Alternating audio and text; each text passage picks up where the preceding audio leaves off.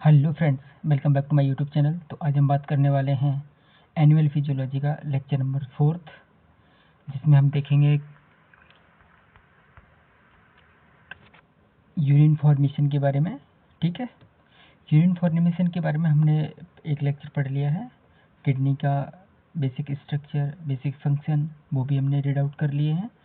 तो अब हम यूरिन फॉर्मेशन में भी हमने क्या देख लिया, ग्लोमेरुलर फिल्ट्रेशन रेट, ग्लोमेरुलस के द्वारा कैसे ब्लड का फिल्ट्रेशन होता है। ठीक है, तो अगला हमारा लेक्चर है कि ट्यूबुलर का रीअब्जॉर्प्शन कैसे करता है, जो फिल्ट्रेट आए हैं, और उनको सेक्रेशन कैसे करता है, कौन ट्यूब्यूल्स में, डिफरेंट डिफरेंट नेफ्रॉन्स में क्या क्या है। हमारा प्रॉक्सिमल कन्वोल्यूटिव ट्यूबुल है, लूप ऑफ हेनले है, डिस्टल कन्वोल्यूटिव ट्यूबुल है, एंड क्या है, कलेक्टिंग डक्ट है। ठीक, तो हमने ग्लोमेरुलर फिल्ट्रेशन के बारे में पढ़ लिया है। तो अगला हमारा टॉपिक क्या है, ट्यूबुलर का रीअब्जॉर्प्शन और ट्यूबुलर का सेक्रेशन। यूरिन फॉर्मेशन में 3 प्रोसेस इंपॉर्टेंट होती हैं। पहला हमारा क्या है, ग्लोमेरुलर फिल्ट्रेशन, सेकंड ट्यूबुलर का रीअब्जॉर्प्शन, और थर्ड क्या, ट्यूबुलर का सेक्रेशन। ओके, तो हम अपना इस लेक्चर को स्टार्ट करने वाले हैं। तो इस लेक्चर में हम बहुत ही क्लियर देखेंगे कि कौन कौन सा thick ascending limb, thick descending limb, collecting duct क्या क्या एब्जॉर्ब करते हैं, रीअब्जॉर्ब करते हैं, और क्या क्या सेक्रेशन करते हैं। ठीक है, तो इसके बारे में हम देखने का प्रयास करेंगे।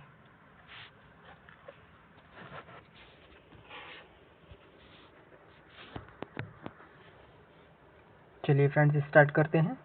यूरिन का फॉर्मेशन। यूरिन का फॉर्मेशन हमने 3 प्रोसेस देखी, आपको एक बार रिकॉल करा दूं।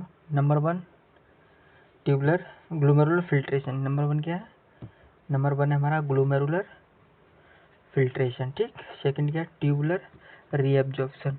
ठीक, थर्ड क्या है, ट्यूबुलर सेक्रेशन। क्या है, ट्यूबुलर सेक्रेशन। हमने 3 प्रोसेस देखी थी यूरिन फॉर्मेशन के बारे में। ठीक है, तो अभी हमने सेकंड वीडियो में यानी थर्ड वीडियो में हमने ये कंप्लीट कर लिया है कि ग्लोमेरुलस के द्वारा ब्लड का फिल्ट्रेशन कैसे होता है। ठीक है, और कितना फिल्ट्रेशन होता है।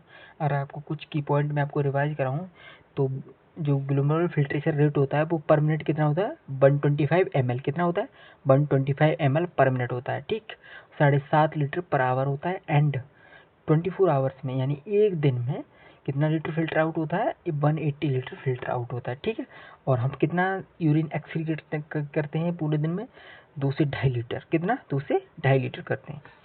तो वही इसके बारे में हमने पहला प्रोसेस पढ़ लिया, ग्लोमेरुलस के द्वारा फिल्ट्रेशन कैसे होता है। ठीक है, अगला टॉपिक हमारा ट्यूबुलर का रीअब्जॉर्प्शन। क्या है, tubular reabsorption, tubular reabsorption and tubular secretion. ठीक, tubular reabsorption is a highly selective process. ठीक है, पहले ये बहुत ज़्यादा सेलेक्टेड है, किस किस को रीअब्जॉर्ब करना है और किस किस को सेक्रेट आउट करना है। तो ट्यूबुलर रीअब्जॉर्प्शन जो भी है कैसे हाईली सेलेक्टेड प्रोसेस है। हमने ग्लोमेरुलर फिल्ट्रेशन में देखा था कि जो हमारी फिल्ट्रेशन मेम्ब्रेन थी उसमें पोरस भी थी, थिन थी एंड पोरस थी। तो उसके द्वारा जो ब्लड फिल्टर आउट होता है, ब्लड में क्या क्या आ जाता है, न्यूट्रिएंट्स आ जाते हैं। न्यूट्रिएंट्स जैसे ग्लूकोज, सोडियम, आयंस आ जाते हैं। ठीक है, पोटेशियम और वाटर आ जाता है। ठीक, फिल्टर किया गया। तो रीअब्जॉर्प्शन क्या, एक सिलेक्टेड प्रोसेस है। ठीक है, relative materials tubular fluid and return them to the blood stream. ठीक, और जो भी रीअब्जॉर्ब कर लिए जाते हैं और जो एक्स्ट्रा मटेरियल होते हैं वो क्या कर लिए जाते हैं, ब्लड स्ट्रीम में भेज दिए जाते हैं। ठीक, the essential substances that are filtered are return to the blood process tubular reabsorption. ठीक, इसेंशियल जो होते हैं उनको रीअब्जॉर्ब कर लिया जाता है, और जो बेस्ट प्रोडक्ट होते हैं उनको यहाँ से बाहर निकल लिया जाता है, यानी आगे बढ़ा दिया जाता है। ठीक है, रीअब्जॉर्प्शन में ये है कि जो इसेंशियल है, जो आवश्यक है, फिल्टर होने के बाद भी जो इसेंशियल है हमारी बॉडी के लिए, जो एक्सेस अमाउंट में नहीं है, उसको क्या कर लिया जाता है, रीअब्जॉर्ब कर लिया जाता है। ठीक है, यानी इस तरीके से कह सकते हैं। तो यहाँ पे बैलेंस किया जाता है। अगर ज़्यादा फिल्टर आउट हो गया है और हमारी बॉडी के लिए नीड है उसकी, तो उसको क्या कर लिया जाता है, रीअब्जॉर्ब कर लिया जाता है। ठीक है, तो कौन कौन से पार्ट जो है रीअब्जॉर्ब करेंगे, जैसे आपका प्रॉक्सिमल कन्वोल्यूटिव ट्यूबुल यानी पीसीटी हो गया, डिस्टल कन्वोल्यूटिव ट्यूबुल यानी डीसीटी हो गया, और लूप ऑफ हेनले हो गया, और क्या हो गया, कलेक्टिंग डक्ट हो गया। ये सारे सारे कहाँ पे होते हैं, नेफ्रॉन की स्ट्रक्चर में। नेफ्रॉन की स्ट्रक्चर आपने देखी होगी, जस्ट लाइक, ठीक, लूप ऑफ हेनले है ये, और कलेक्टिंग डक्ट बनाते हैं। ठीक, ये नेफ्रॉन की स्ट्रक्चर थी इस तरीके से कुछ। ठीक है, reabsorption is A second basic function of the nephron gland. Reabsorption is the second basic function of the nephron and the collecting duct. Reabsorption क्या है, दूसरा फंक्शन है किसका, नेफ्रॉन का और क्या है, कलेक्टिंग डक्ट का। और नेफ्रॉन का अगर आया तो एक बात आपके माइंड में आ गई होगी, नेफ्रॉन को क्या कहा जाता है, structural and functional unit of kidney. क्या कहा जाता है, structural and functional unit of kidney, ठीक है। तो जो रीअब्जॉर्प्शन है वो दूसरा प्रोसेस बेसिक स्टेप है किसका, नेफ्रॉन का और कलेक्टिंग डक्ट का। तो मैं ये कह सकता हूँ कि जो रीअब्जॉर्प्शन की प्रोसेस है वो किस किस में होती है, नेफ्रॉन में होती है। नेफ्रॉन की किस में होती है, कलेक्टिंग डक्ट वाले रीजन में भी क्या होता है, रीअब्जॉर्प्शन होता है। और जो वेस्ट मटेरियल रीअब्जॉर्ब नहीं होते वो कलेक्टिंग डक्ट के द्वारा बॉडी से उसे नेफ्रॉन से बाहर निकाल दिए जाते हैं, ठीक। तो वह क्या करते हैं, हमारे एक्सक्रीशन में रोल प्ले करते हैं, यानी वो उसको एक्सक्रीट आउट कर दिया जाएगा, ठीक। If any of filtered plasma constituent that are useful to the body are present in the urine, most having been reabsorbed and returned to the blood, ठीक। जो हमने पहले ही कंसीडर कर लिया उसके बारे में कि जो हमारी बॉडी के लिए आवश्यक हैं और जो फिल्टर आउट हो गए ग्लोमेरुलर फिल्ट्रेशन के थ्रू, तो जो बॉडी के लिए इसेंशियल हैं, आवश्यक हैं, उनको क्या कर लिया जाएगा, रीअब्जॉर्ब कर लिया जाएगा।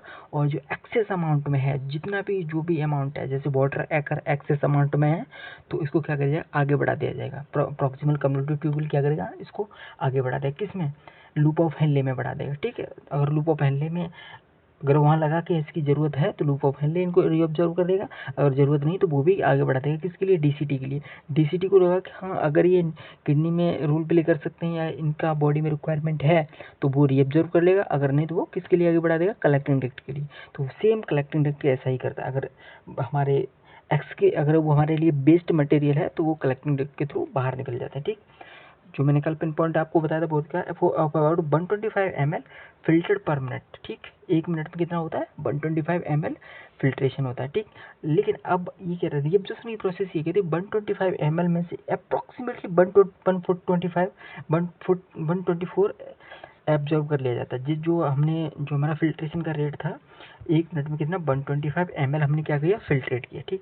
रीअब्जॉर्प्शन प्रोसेस ये कहती है कि 125 में से 124 पर ml पर मिनट हमारा क्या कर लिया जाता है, रीअब्जॉर्ब कर लिया जाता है। और जो 1 ml पर मिनट बचता है उसी को बॉडी से बाहर निकाला जाता है वेस्ट प्रोडक्ट के रूप में, ठीक है। चलिए, the tubules typically reabsorb 99% of the filtered water, ठीक। टिपिकली क्या करते हैं, ज़्यादातर जो वाटर है रीअब्जॉर्ब, जो वाटर फिल्टर हुआ है मान लीजिए ग्लोमेरुलर फिल्ट्रेशन के थ्रू, अगर अप्रॉक्सीमेट मान लेंगे कि अगर 100 ml ब्लड फिल्टर हुआ है तो इसमें से 99 ml ब्लड क्या कर लिया जाएगा, रीअब्जॉर्ब कर लिया जाएगा, ठीक है। तो ब्लड का रीअब्जॉर्प्शन कहाँ पे होगा, मैं आगे बताऊंगा, लूप ऑफ हेनले में होगा, किसमें, descending limb of loop of Henle, किसमें होगा, descending limb of loop of Henle में ब्लड का रीअब्जॉर्प्शन होगा, सॉरी वाटर का रीअब्जॉर्प्शन होगा, ठीक।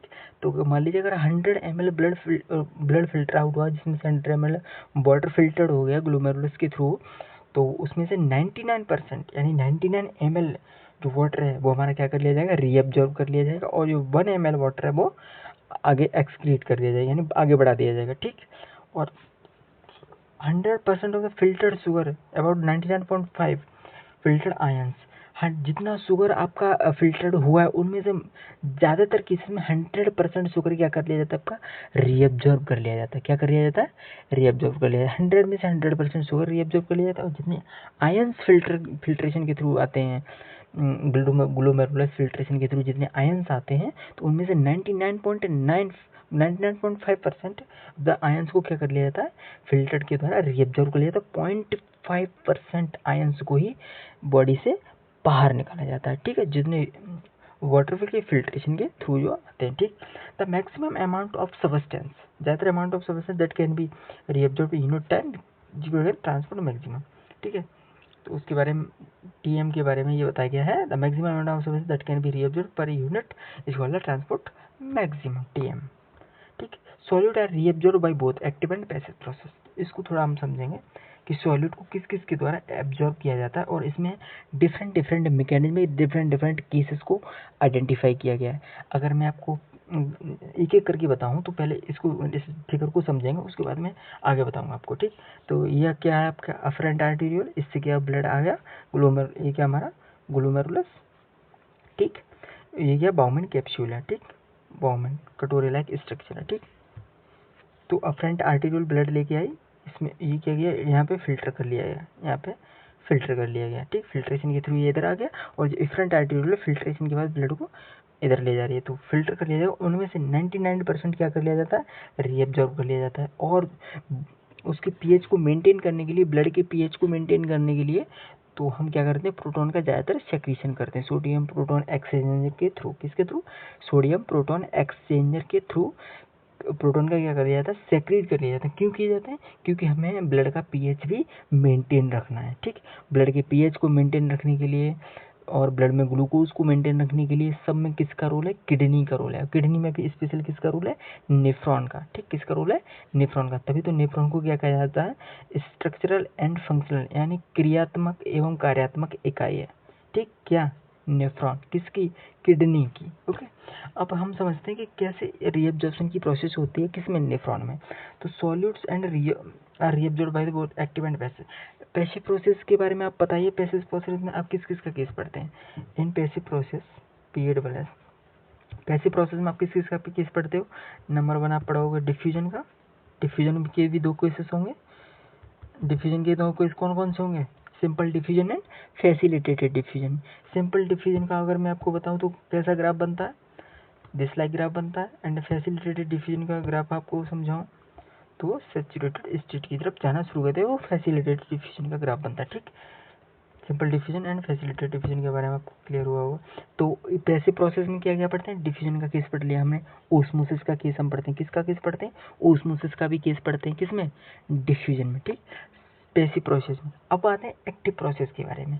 अगर हम एक्टिव प्रोसेस की बात करें, ये हमारा हो गया पैसिव, ठीक। और बी के बारे में हम बात करेंगे, वो क्या हमारा एक्टिव प्रोसेस। कैसा प्रोसेस है, एक्टिव प्रोसेस, ठीक। एक्टिव प्रोसेस में हमारे माइंड में एक बात आ जाती है कि अगर एक्टिव प्रोसेस है तो एनर्जी का क्या होगा, यूज होगा, यानी एनर्जी यूज की जाएगी। इसमें किसके फॉर्मेट में एनर्जी यूज होगी, एटीपी के फॉर्मेट में। किसके फॉर्मेट में होगी, एटीपी के फॉर्मेट में एनर्जी यूज की जाएगी। अगर एक्टिव ट्रांसपोर्ट की बात करें हैं तो एक्टिव ट्रांसपोर्ट में हम 2 एग्जाम्पल पढ़ते हैं। क्या, एक आता है हमारा प्राइमरी एक्टिव ट्रांसपोर्ट। क्या आता है, प्राइमरी एक्टिव ट्रांसपोर्ट, ठीक, जिसमें डायरेक्ट एनर्जी का इन्वॉल्वमेंट होता है। तो सेकंड आता है हमारा सेकेंडरी एक्टिव ट्रांसपोर्ट, ठीक। तो अगर मैं आपको कहूँ कि डायरेक्ट एटीपी का जो एक्सपेंडिचर रिक्वायर्ड है वो किसके लिए होता है, प्राइमरी एक्टिव ट्रांसपोर्ट के लिए। किसके लिए होता है, प्राइमरी एक्टिव ट्रांसपोर्ट के लिए। इसमें डायरेक्ट ही एटीपी यूज की जाती है, ठीक। अब सेकेंडरी एक्टिव ट्रांसपोर्ट में किस किस का केस पढ़ते हो आप, सोडियम ग्लूकोज इम्पोर्टर का केस पढ़ते हो, SGLT के बारे में, SGLT1 SGLT2 किसके बारे में पढ़ते हो, सोडियम ग्लूकोज ट्रांसपोर्टर के बारे में, SGLT1 एंड SGLT2। इनकी लोकेशन भी मैं आपको बताऊंगा। SGLT2 की जो लोकेशन कहाँ है, SGLT1 की लोकेशन कहाँ है, आगे आने वाले में हम फिल्ट्रेशन में एब्जॉर्प्शन में जब मैं आपको पाथवे पढ़ा रहा हूँ तो मैं इनकी लोकेशन भी एग्जैक्ट बताऊंगा। तो ये किसके एग्जांपल हैं, SGLT1 and SGLT2 secondary active transporter के हैं। किसके हैं, सेकेंडरी एक्टिव ट्रांसपोर्ट की क्या है, ये एग्जाम्पल है। अच्छा, इनमें एनर्जी कहाँ से आएगी, तो इनमें एनर्जी आएगी जो प्राइमरी एक्टिव ट्रांसपोर्ट के थ्रू जो एटीपी यूज की गई थी। तो जो एटीपी यूज की गई थी तो उसमें एक सोडियम पोटेशियम पंप चलता है। क्या चलता है, सोडियम का एब्जॉर्प्शन होता है, पोटेशियम बाहर निकलता है, ठीक। सोडियम क्या होता है, सेल में अंदर की तरफ आता है, और पोटेशियम क्या होता है, सेल से बाहर की तरफ निकलता है, ठीक। आपको नॉर्मल सेल में तो पता ही होगा कि नॉर्मल सेल में एक नॉर्मल सेल है, ठीक, उसमें सोडियम सेल से बाहर ज़्यादा होता है और पोटेशियम सेल के अंदर ज़्यादा होता है, ठीक है। अगर माना जाए कि सेल के अंदर कौन से कैटायन प्रेजेंट होते हैं मोस्टली, तो वो पोटेशियम आयंस होते हैं, और कौन से एनायंस होते हैं, वो क्लोराइड्स होते हैं, ठीक। अगर सेल के बाहर में यानी आउटर सरफेस पे कौन से कैटायन प्रेजेंट होते हैं, तो वो होते हैं आपके सोडियम कैटायंस, ठीक। तो ये सोडियम पोटेशियम पंप में क्या होता है कि सोडियम बाहर से क्या होता है, अंदर की तरफ आता है, एंड पोटेशियम अंदर से क्या होता है, बाहर की तरफ जाता है। तो यहाँ पे एटीपी यूज की जाती है। क्या होता है, एटीपी का इन्वॉल्वमेंट होता है, ठीक। एटीपी यूज की जाएगी तो आगे चल के इनमें एक सोडियम चैनल चलता है, ठीक, जिसको आउटर सोडियम, जब सोडियम बाहर की तरफ बहुत ज़्यादा हो जाता है तो सोडियम क्या होता है, अपने आप पैसिवली फ्लो करके अंदर आने लगता है, ठीक।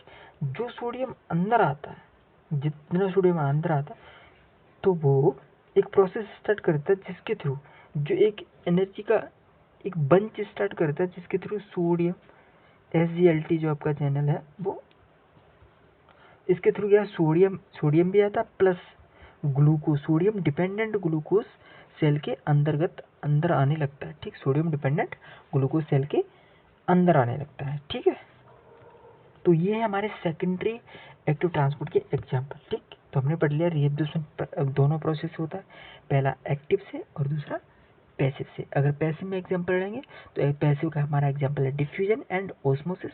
और डिफ्यूजन हमारा दो तरीके का होता है, पहला हमारा सिंपल डिफ्यूजन एंड सेकंड हमारा फैसिलिटेटेड डिफ्यूजन।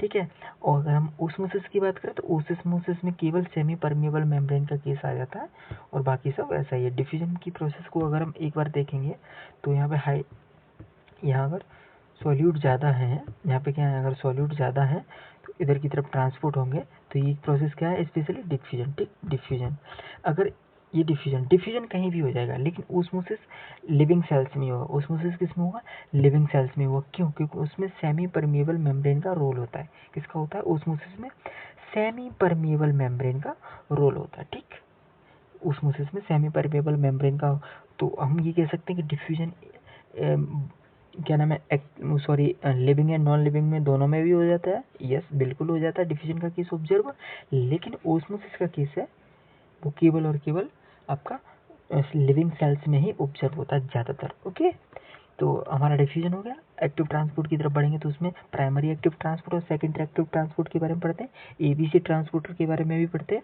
लेकिन अगर प्राइमरी एक्टिव ट्रांसपोर्ट में डायरेक्ट ही एटीपी का एक्सपेंडिचर जो होता है वो रिक्वायर होता है, और सेकेंडरी एक्टिव ट्रांसपोर्ट में क्या होता है कि सोडियम डिपेंडेंट ग्लूकोज सेल में अंदर आता है, तो उसमें डायरेक्ट एनर्जी का रिक्वायरमेंट नहीं होती है। लेकिन सोडियम पोटेशियम पंप में जब एटीपी यूज कर लिया जाता है तो उसके थ्रू सोडियम सेल्स के बाहर ज़्यादा सेल के अंदर ज़्यादा आ जाता है, तो उसके थ्रू तो सोडियम से डिपेंडेंट जो ग्लूकोज है वो सेल के अंदर ट्रांसपोर्ट कराया जाता है। ठीक, रीएब्जॉर्प्शन में भी पैरासेलुलर एंड ट्रांससेलुलर। रीएब्जॉर्प्शन की प्रोसेस कैसी होती है, पैरासेलुलर हो सकती है या ट्रांससेलुलर हो सकती है। तो जो पैरासेलुलर है वो क्या है कि देखो, ये मान लीजिए ये सेल 1 है, C1 ये मैं इसको नाम दूँ, इसको C2 नाम दे दूँ, इसको C3 नाम दे दूँ। ठीक, cell 1, cell 2 and cell 3।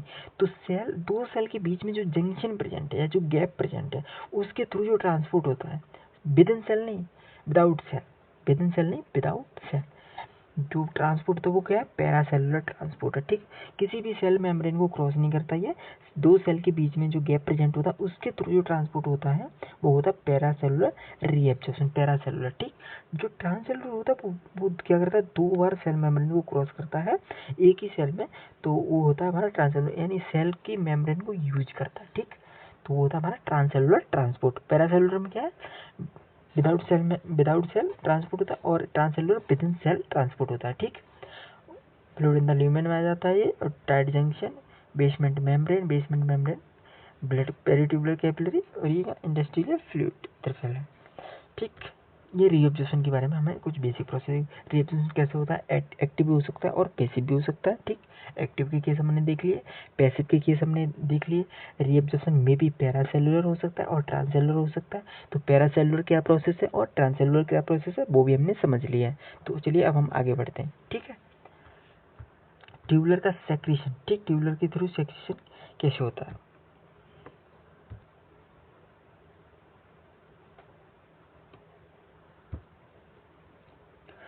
As a fluid flow along the renal tubule and through the collecting duct,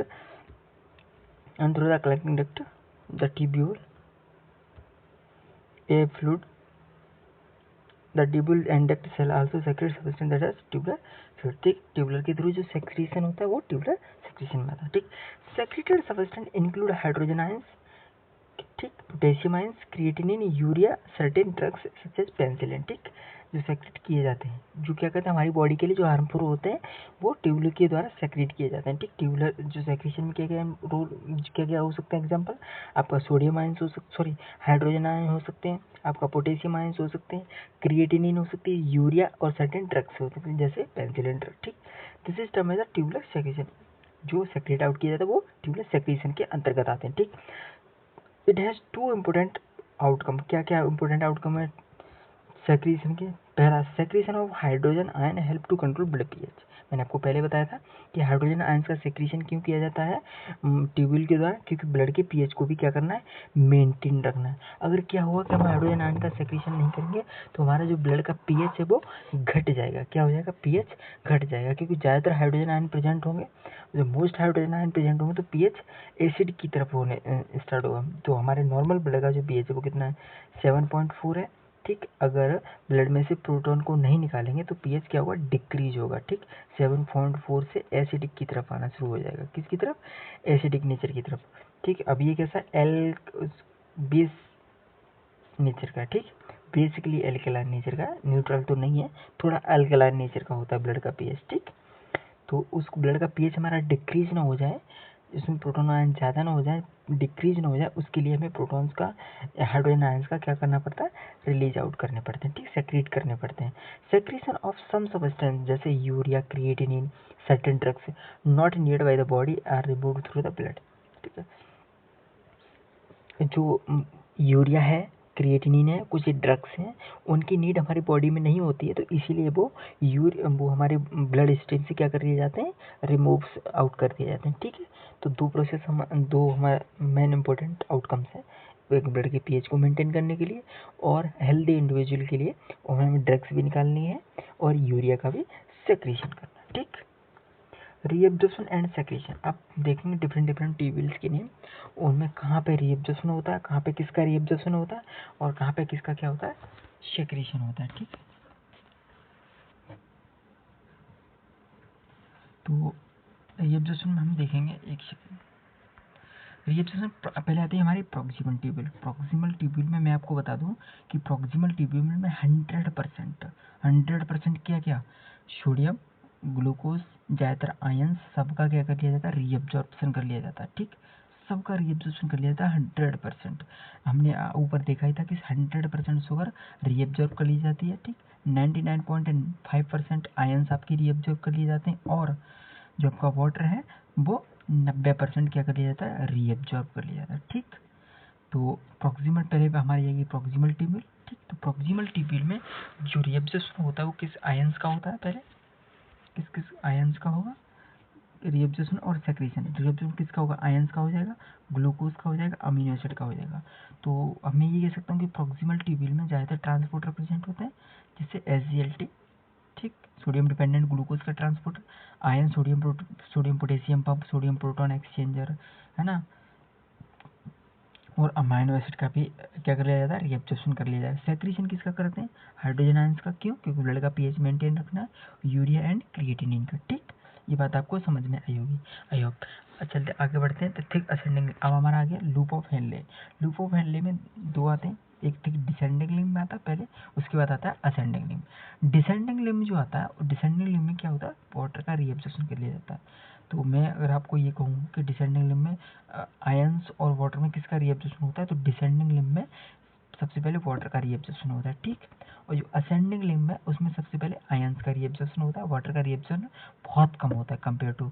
ठीक है, डिसेंडिंग लिम्ब के कंपैरिजन में वाटर का रिएब्जॉर्प्शन असेंडिंग लिम्ब में कम होता है, और डिसेंडिंग लिम्ब में आयंस का रिएब्जॉर्प्शन कम होता है compare to ascending limb. Okay, तो वाटर का जो हमारा जो डिसेंडिंग लिम्ब है, तो reabsorption water, urea and sodium का हो जाता है, और जो हमारा असेंडिंग लिम्ब है, ठीक है, असेंडिंग लिम्ब है, उसमें रिएब्जॉर्प्शन किसका होता है, sodium chloride, potassium, calcium, bicarbonate and magnesium. ठीक, सेक्रेशन किसका होता है, यहाँ पे भी सेक्रेशन किसका होगा, हाइड्रोजन आयंस का भी होगा। क्यों, क्योंकि ब्लड के पीएच को मेंटेन रखना है। ओके, ब्लड की पीएच मेंटेन रखना बहुत जरूरी है। ठीक, आपने पढ़ा होगा किडनी के फंक्शन, मैंने आपको बताया होगा कि किडनी में क्या क्या ग्लूकोनियोजेनेसिस प्रोसेस शुरू होती है। ठीक, ग्लूकोज को स्टोर करने की, ब्लड का पीएच मेंटेन करने की, ब्लड और वाटर बैलेंस की, बॉडी में क्या वाटर को एब्जॉर्व करने के लिए कुछ हार्मोन्स, आयंस, वो हम आगे चल के पढ़ेंगे कि कौन कौन से हार्मोन्स ऐसे होते हैं जो हमें प्यास लगती है, थ्रस्ट लगने के लिए रिस्पॉन्सिबल होते हैं।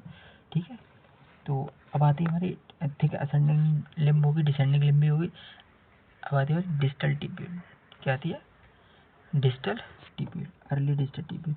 रिएब्जॉर्प्शन किसका होता है, सोडियम का, क्लोराइड का, कैल्शियम का एंड मैग्नीशियम का रिएब्जॉर्प्शन होता है। ठीक, late distal tubule converted to tubule and cortical collecting duct. Last है हमारी कलेक्टिंग डक्ट पर हम पहुंच गए। तो कलेक्टिंग डक्ट में रिएब्जॉर्प्शन किसका होता है, प्रिंसिपल सेल है, तो सोडियम का रीएब्जॉर्प्शन करेगी। अगर इंटरकैलेटेड सेल है तो पोटेशियम एंड बाइकार्बोनेट का क्या करेगी, रीएब्जॉर्प्शन करेगी। ठीक, सेक्रीशन में अगर प्रिंसिपल सेल है तो पोटेशियम का सेक्रीट करेगी, और अगर इंटरकैलेटेड सेल है तो हाइड्रोजन आयंस को सेक्रीट करेगी। ठीक, प्रिंसिपल सेल और आपकी इंटरकैलेटेड सेल के बारे में आगे चल के बताऊंगा जब मैं फिल्ट्रेशन के बारे में पढ़ा रहा हूँ, फिल्ट्रेशन मेम्ब्रेन के बारे में जब मैं पढ़ा रहूँगा तो उन सब के बारे में आपको आगे बताऊंगा। ठीक, मेडुलरी कलेक्टिंग डक्ट जो आपकी आती है, रिएक्शन किसका होगा, यूरिया और सोडियम का, और सेक्रेशन किसका होगा, हाइड्रोजन आयंस का। तो आपने देखा होगा कि ज़्यादातर ट्यूबुलर जो हमारी है वो हाइड्रोजन आयंस का सेक्रेशन करती हैं। तो आप समझ सकते हो कि हाइड्रोजन आयन को ट्यूब्यूल को सेक्रेट करना कितना इंपॉर्टेंट है ब्लड का पीएच मेंटेन रखने के लिए। ठीक, तो बेसिकली मैं कहूँ कि ब्लड की पीएच मेंटेन के लिए, ब्लड में ओस्मोलैरिटी को मेंटेन रखने के लिए सारी की सारी जो हमारी डक्ट्स हैं, कलेक्टिंग डक्ट्स हो गए, है ना, और हमारे ट्यूब्यूल्स हो गए, तो वो रोल प्ले करते हैं। ठीक, reabsorption of water by the lead distal tubule and collecting duct, medullary collecting duct is ADH dependent, antidiuretic hormone के डिपेंडेंट।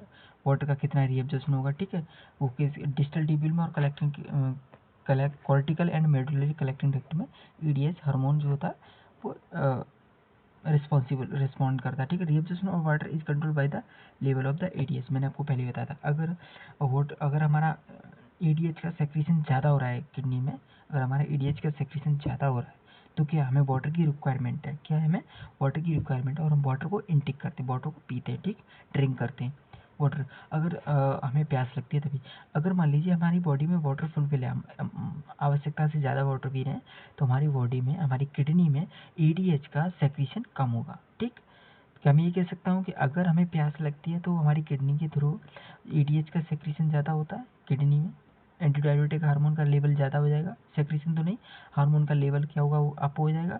अगर जब हम थ्रस्ट हैं, प्यासे हैं तब, और अगर हम प्यासे नहीं हैं, हमें प्यास नहीं लगी है, हमें वाटर ड्रिंक नहीं करना है, तो हमारी बॉडी में जो हमारी जो किडनी है उसमें जो ADH का लेवल है वो क्या होगा, डिक्रीज हो जाएगा। ठीक, तो वही इसके बारे में थोड़ा लैंग्वेज में लिखा हुआ है। आगे चलते हैं, hormonal regulation of tubular reabsorption and tubular secretion. Hormone कौन से हार्मोन ऐसे होते हैं जो ट्यूबुलर के रीएब्जॉर्प्शन के लिए, ट्यूबुलर के सेक्रेशन के लिए रिस्पॉन्सिबल होते हैं। ठीक है, तो 4 मेजर हार्मोन है आपके। ठीक, प्लेम वाटर एंड आयरन के रीएब्जॉर्प्शन के लिए पहला है आपका एंजियोटेंसिन, सेकंड है। ठीक, और दूसरा है आपका एल्डोस्टेरोन, थर्ड है आपका एंटी डाययूरेटिक हार्मोन जो आपका ADH ही है, और फोर्थ है आपका एट्रिनेटोरेटिक पेप्टाइड यानी ANP, क्या आपका ANP। ठीक, और एंटी डाययूरेटिक क्या है हमारा EDH यानी जो वो थ्रस्ट के लिए, वाटर को रीएब्जॉर्प्शन करने के लिए जो रिस्पॉन्सिबल होता है। ठीक, यहाँ पे आपको एक फॉर्मूला लिखा हुआ दिखाई दे रहा होगा ग्लोमेरुलर फिल्ट्रेशन रेट के बारे में। कल मैंने आपको ग्लोमेरुलर फिल्ट्रेशन रेट पढ़ाया था, तो ग्लोमेरुलर फिल्ट्रेशन रेट को अगर यहाँ पे काउंट करेंगे तो 2 चीज़ यहाँ पे लिखी गई हैं। ग्लोमेरुलर फिल्ट्रेशन रेट को पढ़ने के लिए आपको net filtration pressure into KF. KF क्या है, केएफ वो है सरफेस एरिया के बारे में बात करता है। जैसे कल हमने पढ़ा था कि जैसे अगर सरफेस एरिया ज़्यादा बढ़ा दिया जाएगा तो रीएब्जॉर्प्शन यानी, या फिर हम ग्लोमेरुलर के केसेस में बात करेंगे तो वहाँ पे फिल्ट्रेशन ज़्यादा होगा। ठीक, अगर सरफेस एरिया बढ़ा देंगे तो फिल्ट्रेशन ज़्यादा होगा। ऐसे अगर यहाँ पे रीएब्जॉर्प्शन कराना है तो सरफेस एरिया आपको बढ़ाना पड़ेगा। ठीक, अगर सरफेस एरिया ज़्यादा होगा यानी सेल रिलैक्स होगी, यानी जो हमारा मिजेंजियल सेल है या प्रिंसिपल सेल है या इंटरकैलेटेड सेल है, अगर सरफेस एरिया ज़्यादा है तो क्या वो ज़्यादा रीएब्जॉर्प्शन करेगी, बिल्कुल ज़्यादा रीएब्जॉर्प्शन करेगी, एकदम करेक्ट बात है। अगर उसका सरफेस एरिया कम कर देंगे तो वो कम रिएब्जॉर्प्शन करेगी और फिल्ट्रेशन का रेट भी क्या हो जाएगा, कम हो जाएगा। अगर ज़्यादा फिल्ट्रेशन होगा तो आपको सरफेस एरिया भी ज़्यादा होगा, ये फिल्ट्रेशन के केसेस में।